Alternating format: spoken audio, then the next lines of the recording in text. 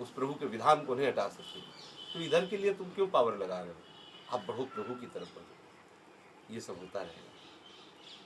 कह दे तो फिर कोई कुछ नहीं करना चाहिए। ये तुम अंदर से सोच लो, आज से मुझे कुछ नहीं करना, जो कराएंगे प्रभु करवा लेंगे, अपने आप होता रहेगा। अपने आप जो आज तुम कर रहे हो वो भी प्रभु की ही इच्छा से कर रहे हो, लेकिन स्वीकृति ना होने के कारण, अहम के कारण तुम उसके दुख सुख के भोक्ता बन गए हो।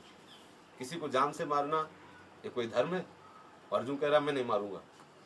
ये गुरु जी हैं जिन्होंने हमें धनुष पर प्रत्यंचा चढ़ाना सिखाया, ये भीष्म जी हैं जिन्होंने उंगली पकड़ के चलाना सिखाया, एक कृपाचार्य हैं जिन्होंने हमको प्यार किया। ऐसा जब बलवान आ गया हमारे पीठ दे दे, अरे काल का भी महाकाल है, कोई इसके आगे बोल नहीं सकता, सही सब सामर्थ्यशाली। अब भी भैया क्या परेशानी, अब क्या चाहिए तुमको?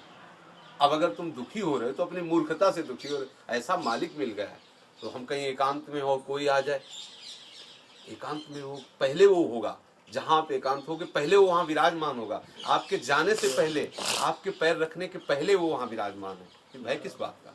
हर समय अनुभव करो कि मेरे प्रीतम मेरे साथ है, और जब मेरे प्रीतम मेरे साथ है तो दूसरा कोई है ही नहीं, दूसरा कोई कुछ कर ही नहीं सकता, कुछ है ही नहीं।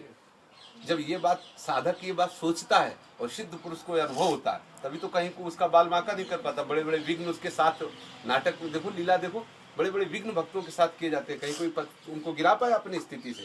वो बस इसी स्वरूप को देखते रहते हैं। जिसे संपूर्ण जगत से द्रोह करने का पाप है, बड़े साधु सेवी हैं। ये अंदर आकांक्षा है, ये मान है, ये जब तक रहेगा तब तक हमारे अंदर रस की उत्पत्ति नहीं हो पाएगी। मान और परिहरि मान मोह मद है, परिहरि मान मोह। अब देखो मोह क्या है? शरीर और शरीर संबंधियों का, कि प्रभु आपकी सेवा भजन तो सब कर रहे हैं, लेकिन मेरी जो पत्नी है, मेरे जो बच्चे हैं, मेरा जो परिवार है, ये इसको कष्ट नहीं होना चाहिए। मोह किस बात का?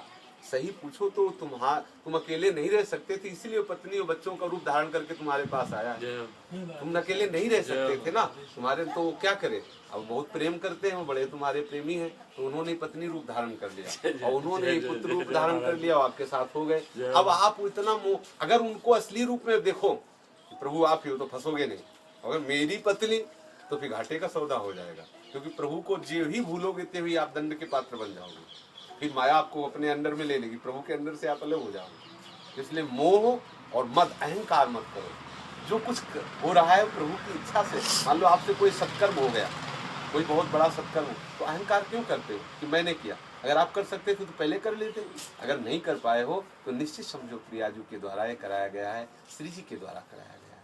भक्त का हर कार्य ठाकुर के द्वारा होता है, उनके इष्ट के द्वारा होता है। मोह मद क्या है? मान, मोह और मद भजौ कोश लाभ, इन तीन का त्याग करना है।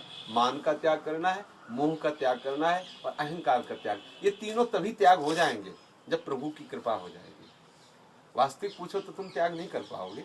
आसपास से इतने डंडे लगा दिए जाएंगे कि अपने आप अनुभव में आने लगेगा कि नहीं हम सबसे छोटे हैं। हर प्रयास निष्फल कर दिया जाएगा। जितना तुम मान चाहोगे उतने तुम्हारा अपमान करवा दिया जाएगा। जहां जहां तुम मोह करोगे उसे मोह का नाश कर दिया जाएगा प्रभु के बालों। और जितना अहंकार करोगे उतने नीचे झुका के रौन देंगे। समर्थ डॉक्टर है। शरण होने के बाद ये भी मत सोचो कि यार मान मोह मद हटने के बाद ही रस मिलेगा, तो मान मोह मद का ऐसे हटेगा। हटाना हो हटा देना, हटाना हो ना हटा देना, अपने तो आनंद लो। अपनी जो बात है वो ऐसी, मान लो ये हटाना है तो आप समझ लो हटा लो। उनसे बता दो कि हटा देना है मान मोह मद। सुनते हैं कि आपके मार्ग में परेशानी की बाधा है, हटा देना, आपको आवश्यक समझ में आवे तो हटा। हम तो जैसे हैं तैसे आपके हैं, बस इतनी बात है। देखो कितना आनंद आता है। और ये बोझा मत लादना कि हटाना वो करना है। हटाना करने के हमारी सामर्थ्य होती तो फिर आपके पास क्या था? करो ना, आप जो हटाना हटा दो, जो जोड़ना जोड़। एक चीज हमको केवल करनी, उनसे अलग नहीं होना। बिसरियो इस पे हमारा समझौता नहीं होगा। याद उनकी भूल जाए ये समझौता नहीं होगा कि अब याद करवाना हो तो करवा लेना, न करवाना हो तो न करवा लेना। ये अभी स्थिति नहीं है। जब ऐसी स्थिति आ जाएगी ना, तो ऐसा संतों ने कहा है कि मैं राम का भजन नहीं करता, राम मेरा भजन करता है। ऐसा कहा है संतों ने। वो स्थिति अलग है। अपनी इस पे समझौता भी नहीं करना है, क्योंकि अपने समझौता कर लेंगे तो खिसक जाएंगे दूसरी जगह। अपनी स्थिति नहीं है ना, और सब ये समझौता है। सुमिरन में समझौता नहीं होगा। सुमिरन तो बस यही चित्त में है कि बिसरियो ना बिसारियो, ये बात में, और सब ठीक है, इस पे कभी समझौता नहीं करना। आगे निर्माण शून्यता आशा बंधा समुत्कंठा नाम गाने सदा रुचि आसक्तिस तद्गुणाख्याने प्रीतिस तद्वसति स्थले इत्यादयोनुभावास्युर जात भावांकुरे जना। अगर अपने अंदर आशा बंधा, प्रतिक्षण आशा है, मुझे नित्य विहार की सेवा मिलेगी, मुझे पर प्रियाजू की अनुपम कृपा है, समुत्कंठा उत्कंठा पूर्वक वो है, हमारे ऊपर श्री जी कृपा है। अरे क्या जाता है, कहो ना, देखो कृपा का अनुभव होने लगेगा। अपनी मस्ती, अलबेली मस्ती, बेपरवाह हो कैसे हो रहा, चिंता है, किसी बल का और आश्रय, तभी तो बेपरवाह नहीं हो पा रहे। जब बल हो जाएगा ना बेपरवाह होने लगेगा। वो हमारी है, उनकी कृपा से सब बात बन जाएगी और ठीक है, चकाचक आनंद खाओ पियो आनंद लो। हर समय उनके चिंतन मनन में भजन में चित्त जाते, और उनके सिवा कोई आश्रय नहीं तो हम कहाँ जाएं। हमारे पास कोई बल नहीं है, सुनेरी मले निर्बल के बल, मेरे बल श्री वृंदावन रानी, मेरे वो बल है, उन्हीं की कृपा से होगा।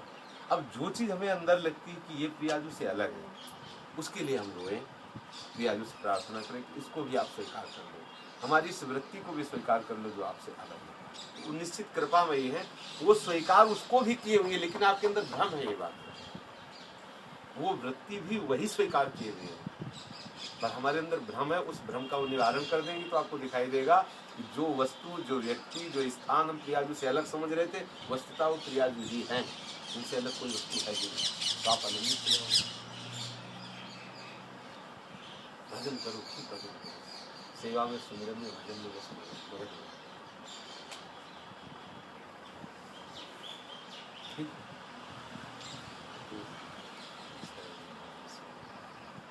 प्रसन्न रहा करो, स्वार्थ परमार्थ सब अर्पित कर दो श्री जी के चरणों में, क्या बने क्या बिगड़े। जब तक अपने कल्याण की चाह है तब तक प्रसन्नता नहीं टिक सकती। जब कोई चाह ही नहीं रह गई कल्याण